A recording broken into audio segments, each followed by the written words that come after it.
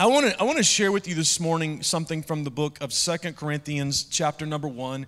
We're just going to read one verse and I'll drop an anchor. And I really do try my best when I get to be somewhere to pray through what it is God would have for that house. I've been graced by God to stand in the pulpit nearing now 7,000 times since I was 18 years old. And I don't ever want this to be casual. I don't ever want this to be mundane. I don't ever want this to just be something that I go through the motions of.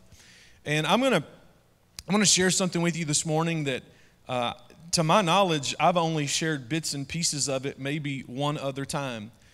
So this may not be the most well-oiled thing that I will ever preach. It may not be the best put-together message that I will ever deliver. But I believe it is a word for your church and for this community. I really do love what God is doing in Maine. And I've said this multiple times since the last time that I had the chance to be with you. And that is, out of all the places I've ever preached, I think I felt more at home in this pulpit than anywhere else. Just because our heart, my wife and I, we are called to rural America. And we really do want to see God do something in some zip codes and in some demographics that have been overlooked. And I believe that God is about to raise up voices in the wilderness that are going to cry aloud and spare not. And God's going to do something that coincidence will not be able to take the credit for. And your pastor is one of those voices. And so today, as I speak, it will not take you long to figure out that I also am from the wilderness. Just a different wilderness, a little further south. I'm sure at some point my vernacular is going to get me in trouble. We tried to order a donut at Dunkin' Donuts this morning, and they had to call 3 people for assistance because they could not understand what we were saying. This is the second time it's happened in 2 days. So if at any point you need an interpretation, just wave, and Pastor Matt will bring Kentucky to Maine for you, okay? All right, 2 Corinthians chapter 1, verse number 8, it says, "We think you ought to know about the trouble we went through in the province of Asia." We think you ought to know about it. We went through some trouble. It was intense, it was extreme, and we think you ought to know about it. This is Paul writing to the church at Corinth. It is the opening statement in his second letter to them. He starts the letter by saying, we went through some stuff, and you ought to know about it. You ever been through some things that you just felt like some people ought to know about this? As we drop that anchor, I want to just remind you of something that Scripture says in Psalm 46:1. It tells us that our God is a very present help in the time of trouble. A very present help in the time of trouble. Let's talk about trouble this morning. Father, I ask you to help me to preach, to help me to teach, to help me to deliver your word. God, help me to yield your sword with skillfulness. Show me where to pierce and show me where to heal. And God, I just pray that this moment would not be in vain, that every spirit of hindrance, every spirit of distraction would be bound, and that God, whether someone be in this auditorium or whether they're joining us in church online, that God, your presence would provoke us to our next step in you, whatever that might be. Lord, let it be done in Jesus' name. And this church said, Amen. I recently learned the story of a National Geographic photographer who was assigned the project of getting pictures of this massive forest fire. He went and he tried to get the right angle, but the problem was the smoke was preventing him from getting the shot that he wanted. So he contacted his home office and he said, we're going to have to take this to the air. And so they told him that they had lined up a plane for him and he would just go to the nearest airport runway and he would find this small plane. When he arrived, he sees the plane. It's right there on the runway. It's already running. The engine is fired up. He runs over. He jumps into the plane. He says, let's go, let's go, let's go. They take off, and as they begin to fly, he says to the guy, get me as low as you possibly can over that fire. At that point, the pilot looked at him and said, why? He said, because I'm a photographer and I need to be as close as possible in order to get the picture that I need to take. The pilot looked at him and said, you mean you're not the instructor?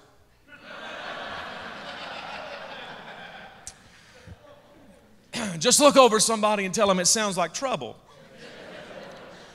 Have you ever felt like that you were in a situation that was so far beyond you, so filled with trouble, that it absolutely overwhelmed you and you just weren't really for sure how you were going to get through it?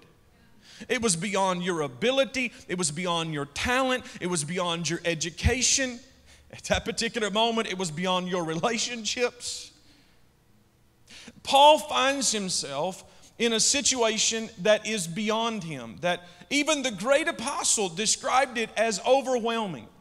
We pick up the storyline in 2 Corinthians 1, verse 8. We think you ought to know about the trouble we went through in Asia. We were crushed and overwhelmed beyond our ability to endure, and we thought that we would not live through it.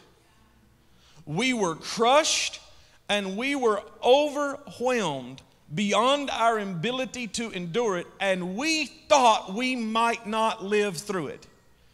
I just wonder what the last 12 months, 14 months has been like for many of you. If there have been seasons in the last few months where you felt like, I am being crushed by this. This is crushing me. Maybe there were moments where it literally felt like to you, this is beyond overwhelming. This is a level of stress that I've never known. I don't know if I'm supposed to go left. I don't know if I'm supposed to go right. I don't know if I'm supposed to stand still. I don't know if I'm supposed to back up. I don't know if I'm supposed to go forward. This is just some kind of trouble. And maybe even you've wrestled with things that got to the point where you just weren't even for sure if you were going to live through it or not. What Paul said is that he was dealing with this kind of trouble. Now, the truth of it is that may not have been your experience over the last year, but I bet that if you've lived very long and you've tried to do very much and you've attempted anything of significance, that at some point in your life you have been overwhelmed with trouble to the point that you thought, this is going to crush me. I'm just not really for sure if I'm going to make it through this. Maybe you've even gotten doctor's reports where that you weren't for sure if you were going to live or you were going to die. Now, I stand before you today at 240-some pounds. But in 2012, trouble came. I was seated in a meeting. We were discussing a financial budget, and all of a sudden, something began to come apart in my gut. The next thing I knew, I was actually laying in the floor, and I had to ask that the meeting would come to a close. And I got up from that moment, and I thought it was just a momentary instance. I was going to be okay. But then a few days later, I was actually in a prayer meeting with a number of other pastors that had been gathered from across the state of Kentucky. And it was during that meeting that I looked at one of my staff pastors and I said, you got to get me somewhere, and you got to get me somewhere now. He took me to a GI doctor, and when I walked in, they just took me straight back. They didn't make me sit and wait in line, and they began to do some examinations. They said, we have to get you to a colorectal surgeon immediately. Upon going to see the colorectal surgeon, they began to share with me that I was going to need surgery at the first available opportunity. And as we began to talk through that, I pleaded with them, give me a couple of days. Let me give God a chance to move. I want to pray. I want to believe God. I want to get other people praying. I didn't make it a couple of days. In fact, they had to rush me back to the ER, and as I was trying to, of my own volition, walk into the ER, I collapsed in the floor. And they took me into an emergency surgery, and over the course of the next 18 months to 2 years, I would have 5 surgical procedures. I would go from 240 pounds down to about 150 pounds. My wife refers to that time period as she married the linebacker and she spent 2 years sleeping with the field goal kicker.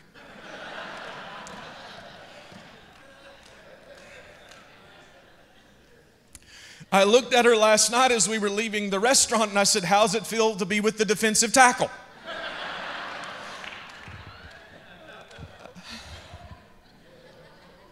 See how somebody sounds like trouble. So I know what it is to be in a scenario where that you feel like you're being crushed and you feel like you're being overwhelmed. I know what it is to look at in the face of multiple doctors and see their indecisiveness and understand they don't really know what's wrong with you and they don't know how to fix you, and you feel the trouble of that. I know what it is to go through church stuff, and you know, where Beulah and Freddie get mad and they decide to take their 4 and some more and go down the road 4 miles and start an Ishmael and call it an Isaac.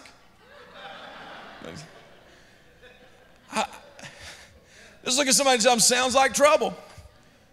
I bet that if you were beginning to talk, you could share with me there were moments in your business where you felt like you were going to be overwhelmed. You felt like you were going to be crushed. I bet there's moments in your marriage where you felt like you were going to be overwhelmed. You felt like you were going to be crushed. I bet there's moments in trying to parent, especially if you've got teenagers, where you felt like that there were moments that you were going to be overwhelmed, you were going to be crushed. What Paul said is, I went through something that I felt like was going to overwhelm me. I felt like it was going to crush me. I actually reached the point where I did not know whether I was going to live or I was going to die. Man, it's difficult to deal with trouble. And it's one thing when the trouble comes from the outside, but I don't know about you, I've learned that if you could kick the person that's responsible for most of your troubles in the backside, you personally wouldn't sit down for 2 weeks. A lot of the trouble we bring on ourselves with bad decisions, not listening to God, arguing with God, running from God. Regardless of how you have arrived at the trouble, whether it was an attack from the outside or it was some bad decisions from the inside, every single one of us are going to deal with at least 3 types of trouble. You're going to deal with the type of trouble that you have had. You're going to deal with the type of trouble you have now. Or you're going to deal with the type of trouble that you expect to have. The one thing you want to make sure is that you never deal with more than one type of trouble at the same time. And there's a lot of people who are dealing with the trouble that they have now, but they can't get out of their head all of the trouble that they have had. At the same time, while they're wrestling with the past, they are dealing with the anxiety of the trouble that is sure to come in the future.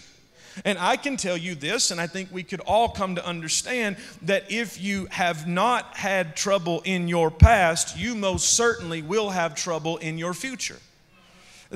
I would even say to you that if you choose to live godly, it means you're going to have some trouble. All who live godly shall suffer persecution. At some point, your faith is going to be tested. At some point, you're going to go through trials. At some point, you're going to wrestle with tribulation. At some point, you're going to have trouble.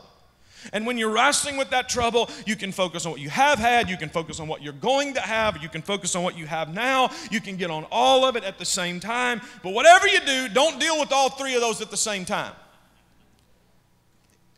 If you thought you were overwhelmed with one, then try all 3.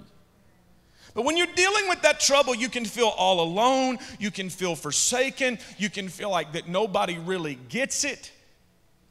And the thing you cannot ever forget is what the writer of Psalm 23 also told us in Psalm 46, and that is that our God is a very present help in the time of trouble. The truth of it is that when you're going through trouble, you may be nearer to God than you are at any other moment in your life. Because what God has told us is that He is near to the brokenhearted. And so when you think about how trouble has a tendency to break hearts, and then we come to learn that our God says He will be a very present help in the time of trouble, and He will be near to the brokenhearted. I think sometimes when we feel like we are the farthest away from God is actually when we have the potential to be the nearest to God. I think moments sometimes when we feel like that we're experiencing the least of God is actually, if we would allow God to change our perspective, we would begin to experience the most of God. And I think that's why some of you, that despite the fact that you have been going through hell for the last year or longer, you have also been experiencing the greatest amount of heaven that you ever have. And you don't hardly know how to rationalize that, because you're thinking, it seems like everything is so bad, but I just keep recognizing that my God is so good. I feel like that I'm just wrestling with so much difficulty, but I just see my God in a way of victory that I've never seen him before. Here's what our God needs us to understand, is that we can find him in trouble. If you haven't found him yet, you can find him. He is a very present help in the time of trouble. I get it. Your marriage is going through trouble and you're wondering, where is God? He's right in the middle of it somewhere. I get it. You're going through challenges with your kids and they're wrestling with addiction and you're saying, where is God? He's right in the middle of it somewhere. And I understand that you're going through financial difficulty and you're wondering, how am I ever going to get through this mess? I promise you that he's right in the middle of it somewhere. Why? Because it's not my word, it's his word. And he said, I will be a very present help in the time of trouble.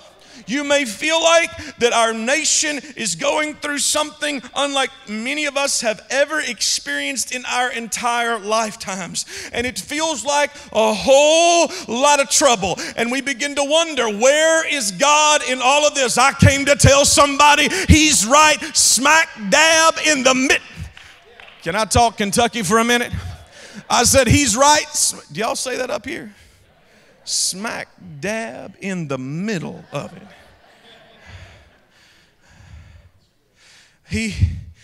I get it. You may have not seen it yet. You may have not experienced it yet. You may have not had the revelation of it yet. But he promises that when there is trouble, he will be right in the middle of the trouble. But we get so focused on the trouble that we don't see God. And we start sinking in the trouble. Like, do I need to remind you of Simon Peter? Anybody ever been to that children's church class? Like Simon Peter's up in the boat and then God calls him, Jesus calls him to get out of the boat, and Simon Peter's just walking along on the water doing something no human being has ever done before. Why? Because he's got his eyes on Jesus. But then we learn that he starts focusing on the trouble and he don't know what he's going to do with the storm, and he don't know what he's going to do with the wave, and he don't know what he's going to do with the water, and he don't know how he's going to get back to the boat. And the next thing you see, he sinks in the trouble. But did you notice Jesus didn't leave in the trouble?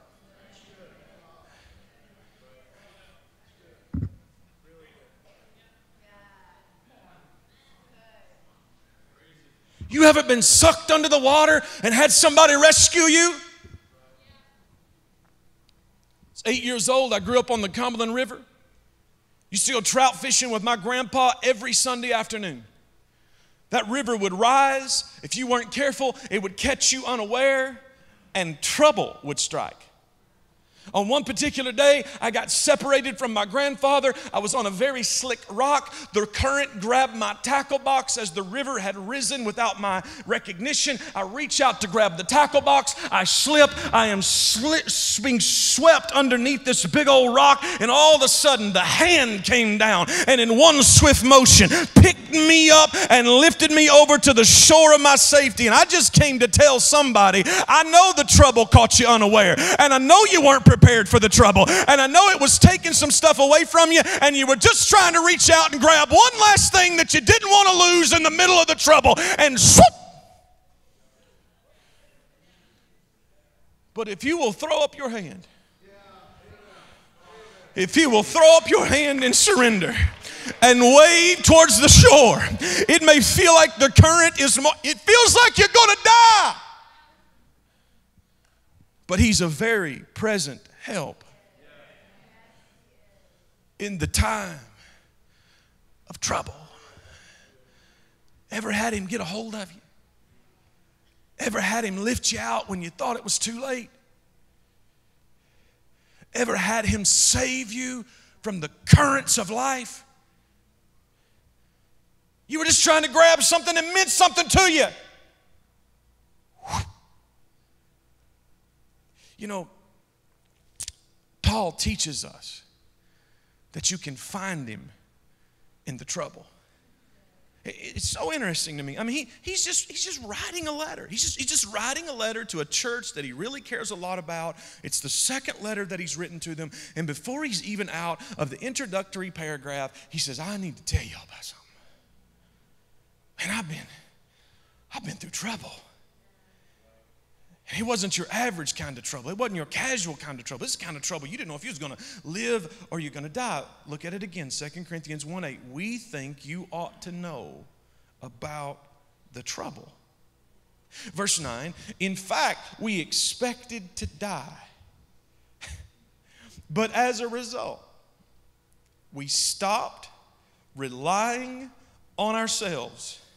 And we learned to rely only on God who raises the dead. I need somebody who understands that verse preaches itself to go ahead and give God a praise. If you've ever come to realize, I cannot rely on myself, but I have learned to rely on God. And that's what some of us, if the last year or so has not taught us anything else, it has taught us that our pencils and our calculators may never be enough. It has taught us that our predictive measures may never be enough. It has taught us that we may never be able to put it all together in a capacity that's neat and tidy. We cannot rely on ourselves. We may not be able to rely on this guy. We may not be able to rely on that guy. We may not be able to rely on our politics, and we may not be able to rely on our... But we can rely on God. We can rely on God. And that's what Paul is testifying. He said it was trouble. It was the big kind of trouble. But in the middle of that trouble, we learned that we could not rely on our ability to talk our way out of a problem. We learned that we couldn't rely on our ability to figure out the equation that was going to get us out of the problem. But we were reminded that we could rely on God. I wonder, when's the last time that you really just stopped? That's what Paul said I had to do. He said, we stopped. Think about that for a minute. He's fighting trouble. Trouble is on the front door, trouble is at the back door, and trouble's in the house. It's trouble. And he's trying to fix it. He's trying to fight his way out of it. He's trying to get through it. And he says, we stopped. Like we just stopped trying to fix it ourselves, and we learned we could rely only on God. I just wonder, have you ever had to stop? Is this what I had to learn when I had 5 surgeries in that period of time, and I'd lost 90 pounds, and I didn't know if I was going to live or die, and I tried this doctor, and I tried that doctor, and nobody could fix me, and we tried this procedure, and we tried that experimental procedure, and we tried getting into this specific place who supposedly had all the answers, and I finally just stopped. And when I stopped, I learned from the Lord that the main issue I was having was not with my digestive tract at all. And 3 different colorectal surgeons had tried to tell me that. When they said, if we could fix your head, we could fix your gut. And what I realized is that I had a greater fear of man than I had of God. And that anxiety was ripping my body apart from the inside out. And so I thought, if I can figure out how to get into this doctor, and if I can persuade this surgeon to see me, and if I can just study enough about this specific procedure, but then when I just stopped, I realized the main issue in my life was a spirit called Jezebel. And if I would take that spirit on, I would find the deliverance that I needed from the inside out to begin to birth healing in the rest of my life. And I can still take you to the Wednesday night in 2014 when I walked into a pulpit on a Wednesday night and drew a line in the sand and let the Jezebel know either she went or I was going, and I wasn't going nowhere. And victory came in that specific moment. And 2 weeks later, I got my first positive doctor's report, and within a short period of time walked out of Mayo Clinic with a clean bill of health. I came to tell somebody at some point you got to stop and you got to rely on God and realize that He can fix the trouble. Y'all doing okay? Too much Kentucky?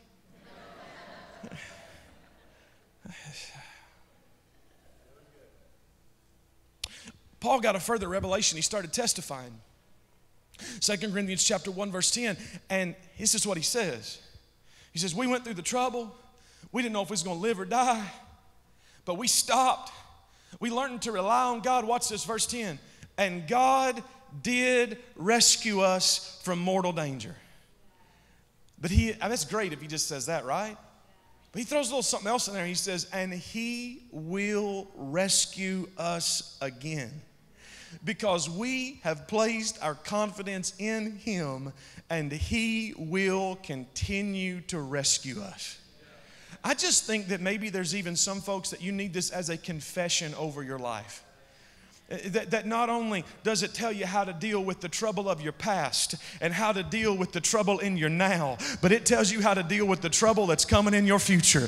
And that's why you don't have to deal with all three of them at the same time, because Jesus has already settled the entire deal. And He said that He did rescue you, He will rescue you, and He will continue to rescue you. Is there anybody that knows Him as the author and the finisher of your faith? Anybody that knows Him as the Alpha and the Omega of your situation? Anybody that knows Him to be the one who will determine the end all the way from the very beginning? I need somebody to give Him praise if you know Him to be the one who did it, will do it, and will continue to do it. I want them to put that verse on the screen if they can. I want you to repeat it out loud with me. Ready, begin. And He did rescue us from mortal danger, and He will rescue us again. We have placed our confidence in Him, and He will continue to rescue us. Aren't you glad God's not done being God?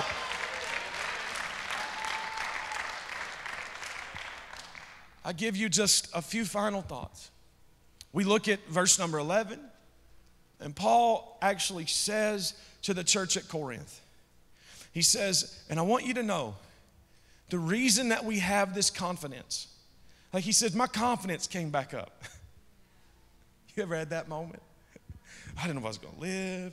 I didn't know if I was going to die. Didn't know if I was going to make it through it. Thought this might be the one that takes me out. And my confidence came back up.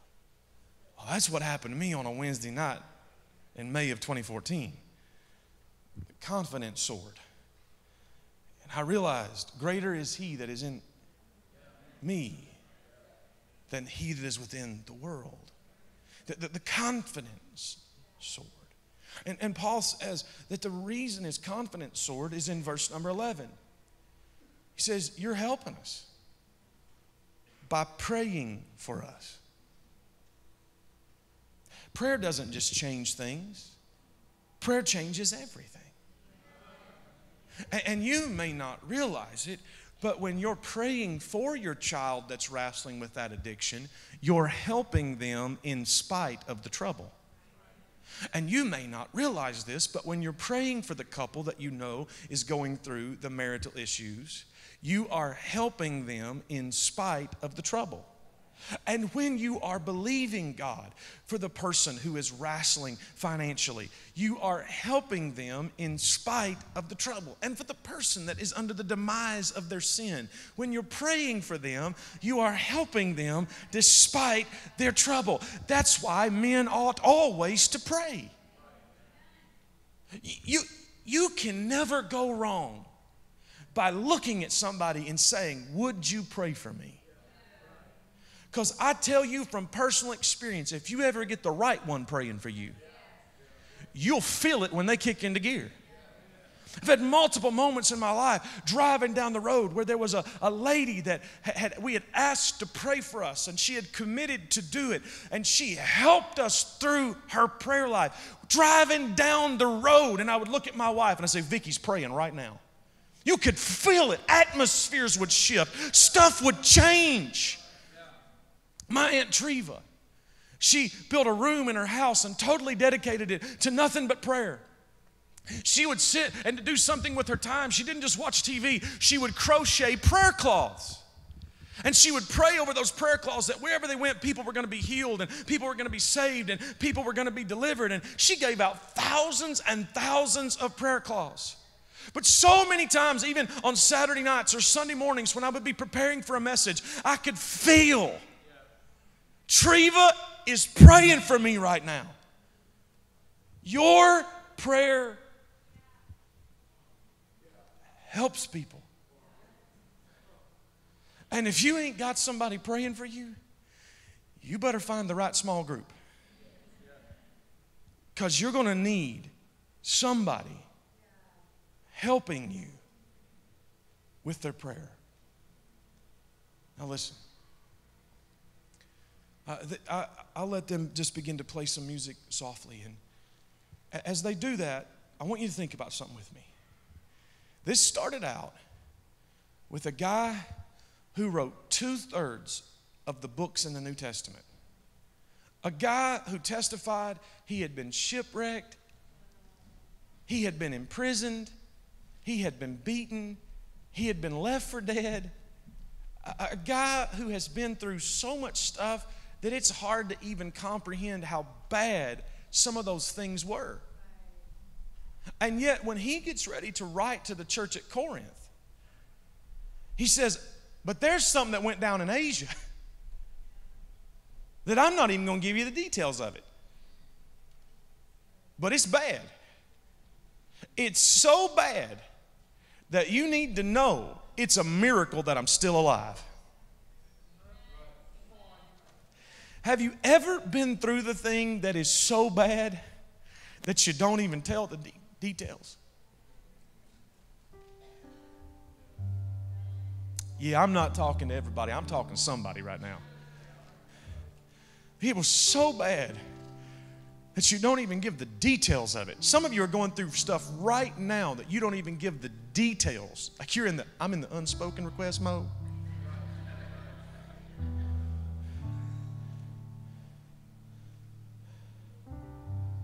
And Paul said, but what you need to know, man, is I learned something. I learned when it gets so bad, you can't even talk about the details. Stop. And rely on God. So simple, so profound.